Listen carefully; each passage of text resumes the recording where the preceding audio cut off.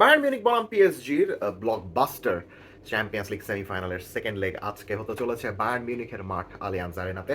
আপনারা সবাই জানেন ফার্স্ট লেগে পিএসজি 5-4 গোলের মহাকাব্যিক সেই ম্যাচ জিতেছে।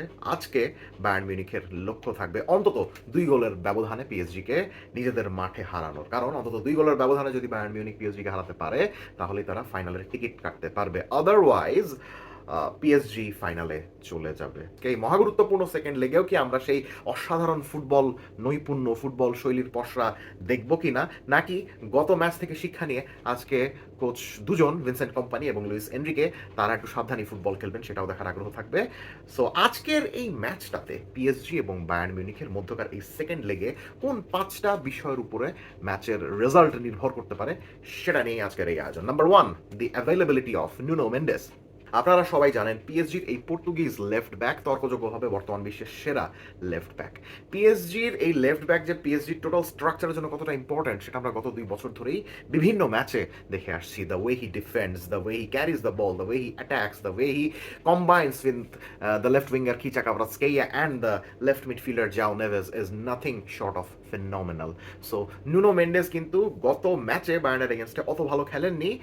ফার্স্ট হাফে তো একেবারেই ভালো খেলেননি, সেকেন্ড হাফে যথেষ্ট ভালো খেলছিলেন ঠিকই, কিন্তু চোটের কারণে কিন্তু আমরা দেখেছিলাম যে তাকে সম্পূর্ণ ম্যাচ খেলানো হয়নি। সো এই জিনিসটা অনেক বড় একটা কনসার্ন পিএসজির জন্য, বিকজ আমার দৃষ্টিতে নুনো মেন্ডেস পিএসজির হয়ে 90 মিনিটস না খেললে পিএসজির অনেক বড় সমস্যা হয়, বিকজ পিএসজির প্রেসিং স্ট্রাকচারটাই এরকম যেটা কিনা নুনো মেন্ডেসের অ্যাকশনের উপরে অনেক বেশি নির্ভরশীল। নুনো মেন্ডেস পিএসজির ডিফেন্সটাকে এমনভাবে মার্শাল করেন যে প্রতিপক্ষ চাইলেই পিএসজিকে খুবই এফেক্টিভলি প্রেস করতে পারে না। সো নুনো মেন্ডেস যখন খেলে না তখন পিএসজির ডিফেন্সের উপরে বেশ ভালো মতো প্রেস করা যেতে পারে। নুনো মেন্ডেস আজকে থাকবেন কি থাকবেন না সেটার উপরে কিন্তু ম্যাচের ভাগ্য অনেকটাই নির্ভর করবে। নুনো মেন্ডেসের জায়গায় যদি লুকাস হার্নান্দেসকে নামানো হয় অ্যাজ আ লেফট ব্যাক, তাহলে কিন্তু পিএসজি অনেকটা ব্যাক ফুটে চলে যাবে, বিকজ আগের রাউন্ডেও লিভারপুলের এগেনস্টে আমরা দেখেছিলাম যে নুনো মেন্ডেস যখন খেলতে পারেননি তার জায়গায় যখন লুকাস হার্নান্দেসকে নামানো হয়েছিল তখনই কিন্তু লিভারপুল ওই সাইড থেকে পিএসজিকে অনেক বেশি আক্রমণ করছিল এবং পিএসজিকে অনেক এফেক্টিভলি তখন প্রেস করতে পারছিল। অফকোর্স বায়ার্ন মিউনিক এই সিজনে লিভারপুলের থেকে শক্তিশালী দল, তাই নুনো মেন্ডেস যদি না থাকেন তাহলে কিন্তু ওই জায়গাটা দিয়ে বায়ার্ন মিউনিক ভালো মতো আক্রমণ করতে পারবে এবং ওই জায়গাতে বায়ার্নের one of the best players খেলেন and that is Michael Olise. So ওই জায়গাটাতে নুনো মেন্ডেস খেলতে পারবেন কিনা সেটার উপরে পিএসজির অন দ্য বল এবং অফ দ্য বল স্ট্রাকচার অনেক বেশি ডিপেন্ড করছে। নাম্বার 2, আশরাফ হাকিমি খেলবেন কিনা। একইভাবে আমরা দেখেছিলাম যে গত ম্যাচের শেষ দিকে আশরাফ হাকিমিও হ্যামস্ট্রিংয়ের চোটে উঠে গিয়েছিলেন। সো আজকে আশরাফ হাকিমিকে নামানো হবে কিনা সেটার উপরে ম্যাচের ফলাফল অনেক বেশি ডিপেন্ড করছে এবং if I am not wrong Achraf হাকিমির খেলার সম্ভাবনা একেবারেই কম। সো আশরাফ হাকিমি যদি না খেলেন তাহলে পিএসজির বিল্ড আপের ক্ষেত্রে এবং অ্যাটাকের ক্ষেত্রে অনেক বড় সমস্যা হয়, বিকজ ম্যাচের বিভিন্ন স্টেটের উপরে ডিপেন্ড করে আশরাফ হাকিমি কিন্তু ইনভার্ট করে এবং আন্ডারল্যাপিং করে উপরে চলে যান এবং তার মুভমেন্টের উপরে ডিপেন্ড করে দেজিরে দুয়ে অনেকটা ফ্রি রোলে খেলে থাকেন, যেটা কিনা আমরা ফার্স্ট লেগের ম্যাচে দেখেছি যে দেজিরে দুয়ে রাইট উইংয়ে স্টার্ট করলেও তিনি অ্যাটাকিং মিডফিল্ডের সকল জোনগুলোতে চলে আসছিলেন এবং কখনো কখনো দেখা যাচ্ছিল যে খিচা কাভারাৎস্কেইয়াকে লেফট উইংয়ে রেখে উনিও বাম দিকে চলে আসছিলেন, রাইট উইংয়ের টোটাল স্পটটা কমপ্লিটলি ফাঁকা করে দিচ্ছিলেন আশরাফ হাকিমির জন্য, যেই জায়গাটাতে কনস্ট্যান্টলি ওঠানামা করেছেন এই মরক্কান রাইট ব্যাক। সো হাকিমির না থাকাটা পিএসজির জন্য বেশ ভালো একটা ব্লো হতে পারে। এখন হাকিমি যদি না খেলেন তাহলে সেই জায়গাটাতে অফকোর্স খেলবেন পিএসজির মিডফিল্ডার ওয়ারেন জায়ার এমেরি, যিনি কিনা গত লেগে মিডফিল্ডে খেলেছিলেন এবং মিডফিল্ডে অসাধারণ খেলেছিলেন। মিডফিল্ডে ওয়ারেন জায়ার এমেরি এবং জাও নেভেসের ডিফেন্সিভ অ্যাওয়ারনেসের জন্যই এবং সঠিকভাবে প্রেস করার সামর্থ্যের জন্যই কিন্তু ভিতিনিয়া ভালো মতো বিল্ড আপ করতে পারছিলেন। ওয়ারেন জায়ার এমেরিকে যখনই মাঠ থেকে উঠিয়ে নেওয়া হলো তার ঠিক পরপরই কিন্তু পিএসজি বায়ার্ন মিউনিখের কাছ থেকে 2 গোল খেয়ে বসে, বিকজ ওয়ারেন জায়ার এমেরি চলে যাওয়ার কারণে মিডফিল্ডে ওই জায়গাটাতে ওই পার্টিকুলার মুভমেন্টগুলোতে পিএসজি কিন্তু ঠিকমতো প্রেস করতে পারছিল না। সো হাকিমি না খেললে জায়ার এমেরিকে মিডফিল্ড থেকে সরিয়ে রাইট ব্যাকের জোনগুলোতে নিয়ে আসা হবে। এখন রাইট ব্যাকের জোনে নিয়ে আসলে এই সিজনে ফাবিয়ান রুইজ তেমন খেলার সুযোগ পাচ্ছেন না ইনজুরির কারণে এবং খেললেও যে খুব বেশি আউটস্ট্যান্ডিং খেলছেন ব্যাপারটা সেরকম নয়। সো জায়ারে এমেরি যদি রাইট ব্যাকে খেলেন তাহলে অফকোর্স ওই জায়গাটাতে ফাবিয়ান রুইজকে নামানো হবে এবং ফাবিয়ান রুইজ এই সিজনে জায়ারে এমেরির মতো এফেক্টিভলি প্রেস করতে পারেন কিনা এবং ওই জায়গাগুলোতে ভিতিনিয়াকে ভালো মতো সাহায্য করতে পারবেন কিনা সেটার উপর অনেক বেশি ইন্টারেস্ট থাকবে এবং অফকোর্স মাঝখানে যদি ফাবিয়ান রুইজ থাকেন তাহলে রাইট উইংয়ের ওই জায়গাটাতে কি ব্র্যাডলি বারকোলাকে খেলানো হচ্ছে কিনা, বিকজ আশরাফ হাকিমি যেভাবে আন্ডারল্যাপিং এবং ওভারল্যাপিং করে রাইট উইংটাকে সবসময় লাইভলি রাখেন, ওই লাইভলি করার জন্য ব্র্যাডলি বারকোলাকে অনেক বেশি দরকার যদি আশরাফ হাকিমি না খেলেন। নাম্বার 3, বায়ার্ন মিউনিখের লেফট ব্যাকে এবং রাইট ব্যাকে কে কে খেলছেন সেটা অনেক বেশি গুরুত্বপূর্ণ। গত ম্যাচে আমরা দেখেছিলাম যে রাইট ব্যাকে খেলেছিলেন ইউসুফ স্ট্যানিসিচ এবং লেফট ব্যাকে ম্যাচটা স্টার্ট করেছিলেন আলফোনসো ডেভিস।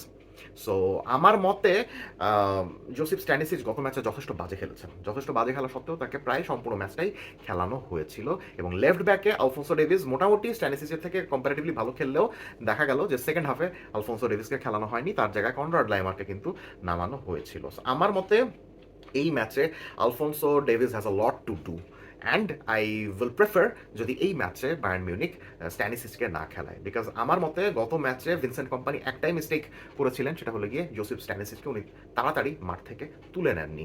এমন যদি হতো যে আলফোনসো ডেভিসের জায়গায় স্ট্যানিসিচকে তুলে নিয়েছেন এবং সেই জায়গাতে কনরাড লাইমারকে নামিয়েছেন, তাহলে আমার কাছে মনে হচ্ছিল যে হয়তোবা এই উইং জোনগুলোতে বায়ার্ন মিউনিক আরও ভালো মতো ডিফেন্ড করতে পারতো গত ম্যাচে। তাই এই ম্যাচে Alfonso Davies has a lot to do, আমি তো একটু আগে বললামই, এবং স্ট্যানিসিচের জায়গায় কনরাড লাইমারকে খেলানো হবে কিনা সেটার উপর অনেক বেশি জিনিসপত্র ডিপেন্ড করছে।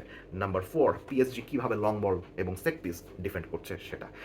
পিএসজিকে নিয়ে এই সিজনে যতগুলো ভিডিও করেছি আমি প্রত্যেকটাতেই একটা জিনিসই বলেছি যে এই পিএসজির সাধারণত কোনো দুর্বলতা নেই, কিন্তু একটা দুটো জিনিসের ছোটোখাটো দুর্বলতা আছে যেটা কিনা প্রত্যেকটা টিম ভালো মতো এক্সপ্লয়েট করার চেষ্টা করছে। এর আগের রাউন্ডেও দেখেছিলাম যে লিভারপুল এটা এক্সপ্লয়েট করার চেষ্টা করেছিল এবং এই রাউন্ডেও বায়ার্ন মিউনিক খুবই ভালো মতো ওই জিনিসটাকে এক্সপ্লয়েট করার চেষ্টা করেছে। সেটা হলো গিয়ে পিএসজির ডিফেন্ডাররা ভালো মতো লং বল ডিফেন্ড করতে পারেন না। একদম ডিফেন্সিভ মিডফিল্ডার জোনগুলো থেকে যখন উড়ন্ত বল চলে আসে বা ডিফেন্স থেকে যখন বল উড়ে গিয়ে পিএসজির ডিফেন্স বরাবর চলে যায় এবং সেখানে যখন লুইস দিয়াজের মতো খেলোয়াড়েরা ডিরেক্ট রান নেন, তখন ওই বলগুলোকে ডিফেন্ড করার ক্ষেত্রে পিএসজির ডিফেন্ডাররা, সেটা উইলিয়াম পাচো হোক বা মার্কিনিওস হোক, তারা কিন্তু বেশ স্ট্রাগল করেন। সো ওই জিনিসটাই কিন্তু বায়ার্ন মিউনিকের একটা ট্রাম্প কার্ড হতে পারে ফার্স্ট লেগের মতো। ফার্স্ট লেগে লুইস দিয়াজের লাস্ট গোলটা নিশ্চয়ই দেখেছিলেন, যেখানে হ্যারি কেইন একদম ডিফেন্সিভ মিডফিল্ডার জোনগুলোতে নেমে গিয়ে ওই সকল জোনগুলোতে ডিরেক্ট বল পাঠাচ্ছিলেন, বিকজ তিনি জানতেন যে পিএসজির ডিফেন্সের ওই জায়গাটাতে দুর্বলতা রয়েছে। তাই ওই সকল জোনগুলোতে যদি Bayern Munich directly run make করে এবং ডিরেক্টলি যদি সেকেন্ড বলগুলো ওই সকল জোনগুলোতে যদি তারা উইন করে, তাহলে কিন্তু পিএসজিকে গোল দেওয়াটা অনেক বেশি ইজিয়ার হয়ে যায়। সো এই ম্যাচে পিএসজি ভালো মতো ওই সকল জোনগুলো থেকে ডিরেক্ট বলগুলো ডিফেন্ড করতে পারছে কিনা সেটার উপর অনেক বেশি নির্ভর করবে total match. And number 5, the stamina of the players.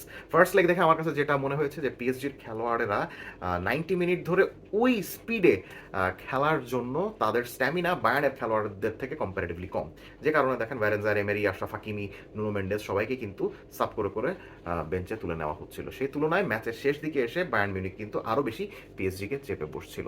তাই ম্যাচের শেষ দিকে, এই সেকেন্ড লেগের শেষ দিকে যদি আমরা এরকম দেখি যে সেকেন্ড লেগের সেকেন্ড হাফে ম্যাচ মোটামুটি সমতায় রয়েছে, তখন সেকেন্ড হাফে বায়ার্নের গোল করার সম্ভাবনা কিন্তু বেড়ে যেতে পারে, বিকজ আমরা ফার্স্ট লেগে দেখেছি যে ম্যাচের শেষ দিকে এসে বায়ার্নের এনার্জি পিএসজির খেলোয়াড়দের এনার্জি থেকে কিন্তু বেশি হয়ে যায়। সো ওই এনার্জির বিষয়টা কাজে লাগিয়ে এমন যদি হয় যে বায়ার্নের খেলোয়াড়েরা ম্যাচের শেষ দিকে এসে গোল করে ম্যাচের টোটাল টাইয়ের ভাগ্যটা বদলে দিচ্ছেন, তাহলে কিন্তু আশ্চর্য হওয়ার কোনো কিছু থাকবে না। সো পিএসজির খেলোয়াড়েরা কি স্ট্যামিনার দিক থেকে বায়ার্নের খেলোয়াড়দেরকে সেভাবে টেক্কা দিতে পারবেন কিনা, এটা অনেক বড় একটা ফ্যাক্টর এই ম্যাচের জন্য। So these are the 5 factors that can shape the result of this game and tell us who is going to be the finalist of this year's Champions League. আপনার কাছে কি মনে হচ্ছে সেকেন্ড লেগে কে জিততে পারে এবং ফাইনালে কে উঠতে পারে, পিএসজি না Bayern Munich? Let's have a discussion.